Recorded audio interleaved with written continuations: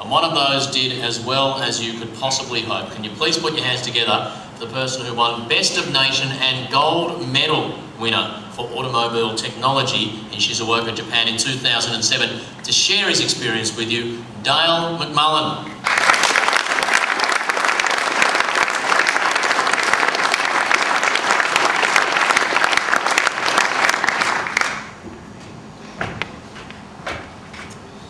Thanks, Adam.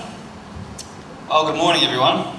I'd like to share with you the story about my journey to competing in the international competition that is WorldSkills, and eventually bringing home a gold medal for Australia. WorldSkills is basically the Olympics for tradies. Instead of athletes and sporting events, you have tradespeople competing in their chosen skill areas. My particular category was automotive technology, which is basically a fancy name for a mechanic. At the end of 2007, Shizuoka, Japan played host to what was for me a life-changing experience. But let's start at the beginning. Some of my earliest memories as a kid are from playing around in Dad's workshop. Me and my brother used to be babysat there after school, so I guess in a way you could say we were brought up by grease monkeys. As I grew up, I always had some kind of mechanical project going, from little scooters to dirt bikes and eventually onto cars. So when the time came to start thinking about careers, becoming a mechanic was a pretty natural choice. I joined the workforce just 2 days after finishing the school year as an apprentice at a small family business back in Perth. I managed to survive working with family, and completed my apprenticeship. Around the same time all this was happening, we received a letter at work inviting me to compete in a competition called WorldSkills. I decided to sign up purely to see how I stood against the other guys in the state. Little did I know what would lay ahead. Our state competition was a single-day event held in conjunction with a trade show. The competition was fairly straightforward, and 2 weeks passed before we would learn the results. Having only ever travelled interstate once before, I can remember how excited I was when I learned that I'd be going to Melbourne and competing at the 2006 Nationals. I was also told that at this point, that unlike the state competition, I'd need to do a bit of training, as the competition steps up a few notches. So 6 weeks out from jetting off to Melbourne, I teed up with a local TAFE, did a few hours a week just brushing up on the basics, and tried to pick the tempo up at work. I remember walking into the comp site for the first time after we landed in Melbourne and being completely overwhelmed. Most of you guys will have seen a national competition before, but for those who haven't, it's quite a spectacle. From kitchens and cool rooms to beauty and hair salons, landscape gardens and welding bays, hoists and Mack trucks, all under the one roof. Sounds kind of like a reality TV show, but it's nothing quite like it. Turns out, all the training paid off as I was again lucky enough to pip some excellent competition over the 3 days and take out the top spot. Later that year, WorldSkills Australia gathered the 27 eligible competitors together, right here in Sydney for the launch of Team Australia. It was at this point that we were affectionately branded the Skilleroos, a name that today will be passed on to a new generation of competitors. And trust me guys, it grows on you. We did way better than the New Zealand guys' efforts, the Tool Blacks.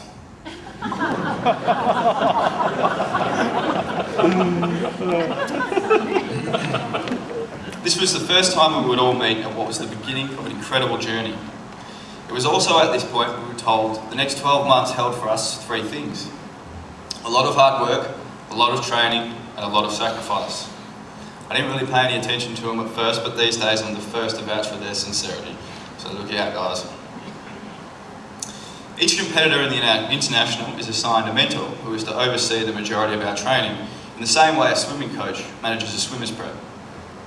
Graham Petch from Ballarat University was responsible for putting some structure to my training. Fortunately for me, this saw several trips interstate and even as far as New Zealand for some specialist training. It turns out we got on pretty well and are still good mates to this day. In fact, a lot of the competitors still keep in regular contact, which shows you another great thing about WorldSkills, its ability to bring people together both professionally and personally.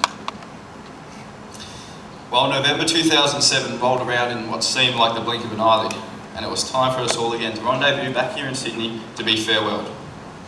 We were given a never die speech by former Olympian Steve Bradbury, whose efforts at the Winter Olympic Games taught us to never give up. We were also treated to a performance by current Australian Idol competitor Wes Carr that left us inspired and proud to be representing our country.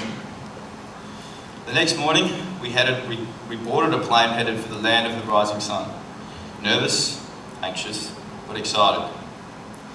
All the training and competing we'd done over the last 2.5 years was about to be crack tested in just 4 days of competition. Being a fairly big team, our main mode of transport across Japan was private coach. So as you can imagine, you get a bunch of young Aussies aboard and there's going to be plenty of noise, banter and excitement. However, on the first day of competition, you could hear a pin drop as it dawned on us. The moment had arrived and it was time to zone in. It was an eventful 4 days with tears and emotions aplenty. My first project was an engine strip, measure and reassemble. Normally about a 6-hour job in the workshop with air tools. We had 3 hours to do it with hand tools. I didn't quite manage to get it all back together at the time, which rattled me. However, oblivious to me was the fact that I'd found all the faults the judges had pre-installed in the project and measured everything perfectly. With the first few hours of competition went the jitters, and the rest of the comp went pretty smoothly. Some projects even only a few of us would finish, and this reflected in the final scores. A couple of days later, the awards ceremony was held, and it was time to meet our fate. Each category was announced by its number. Automotive was 33 out of 55. In my teammates that didn't medal, you could see the disappointment in their faces. But in true Aussie spirit, they still screamed and cheered their lungs out when one of us did. It was my turn, and I thought I had it sussed. See, I'd finished a little bit early on the last day, so I got to see some of my competition in action. The Irish, Korean and Japanese competitors were absolute standouts. They just worked with such speed and intensity. So I had them picked for the medals and myself somewhere around the top 6.